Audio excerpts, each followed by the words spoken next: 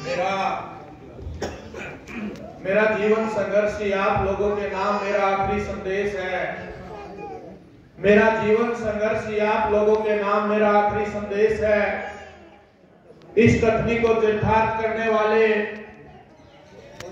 भारतीय संविधान के निर्माता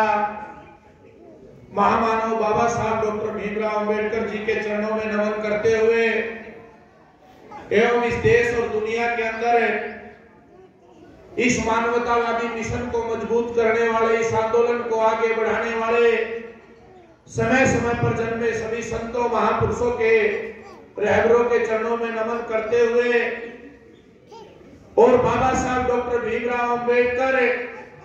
राष्ट्रपिता महामना ज्योतिबा फूले, छत्रपति साहू जी महाराज, रामास्वामी पेरियार, नारायणा गुरु का जो आंदोलन था, जिस आंदोलन को इस देश के अंदर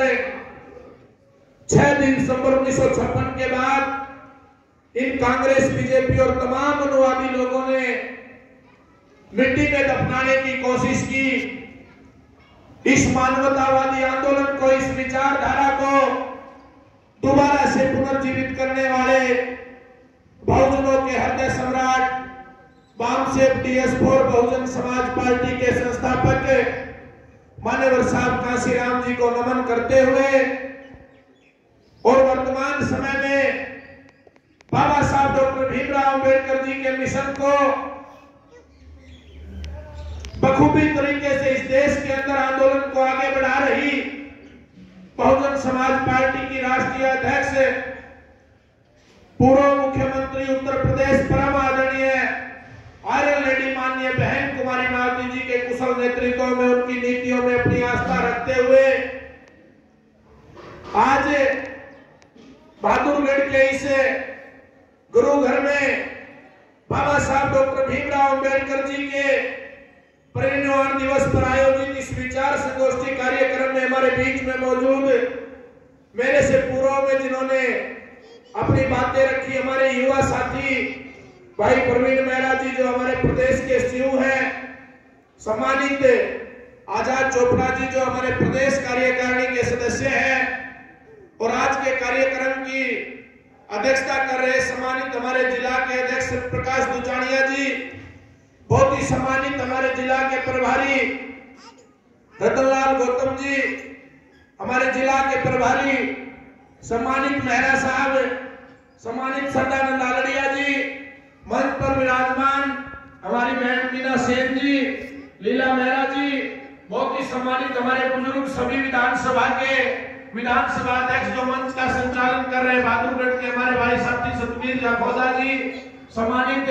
अजीत अहलावत जी, सावन बिरला जी, रविंदर जी, अमित मेहरा जी, पूर्व विधानसभा के अध्यक्ष सम्मानित हमारे साथी महेंद्र पेड़पा जी, सम्मानित बलवान धानक जी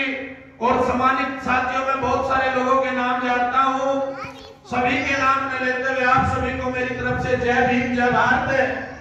जय मान्यवर साहब कांशीराम। सबसे पहले तो हरियाणा प्रदेश का अध्यक्ष होने के नाते परम पूज्य बाबा साहब डॉक्टर भीमराव अंबेडकर जी के चरणों में हरियाणा प्रदेश बहुजन समाज पार्टी यूनिट की तरफ से उनके चरणों में हम सत सत नमन करते हैं। और आज जो विचार संगोष्ठी का कार्यक्रम रखा गया है, ऐ मेरे पिता तुल्य बुजुर्गों, इस बात पे आज थोड़ा विचार करने की जरूरत है कि जिस उद्देश्य के लिए बाबा साहब डॉक्टर भीमराव अंबेडकर जी ने इस समाज की दास्ता की बेड़ियों को काटने के लिए, इस देश के अंदर समता मूलक समाज की स्थापना के लिए और इस देश के अंदर समता का विधान बनाने के लिए बाबा साहब डॉक्टर भीमराव अंबेडकर जी ने जो त्याग और तपस्या कुर्बानियां करके इस आंदोलन को आगे बढ़ाने की जो जिम्मेदारी हमारे को दी थी,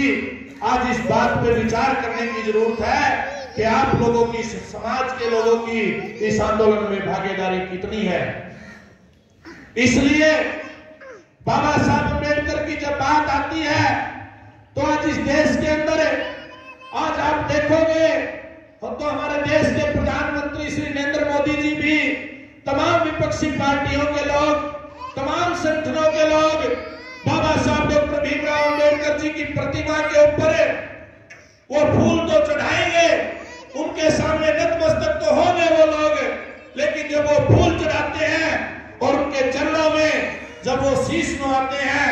तो ये आरएसएस के लोग, ये कांग्रेस और बीजेपी के लोग इस बात का प्रण लेते हैं कि डॉक्टर अंबेडकर इस देश के अंदर जो मनु ने जो व्यवस्था स्थापित कर रखी थी, उस व्यवस्था को ध्वस्त करके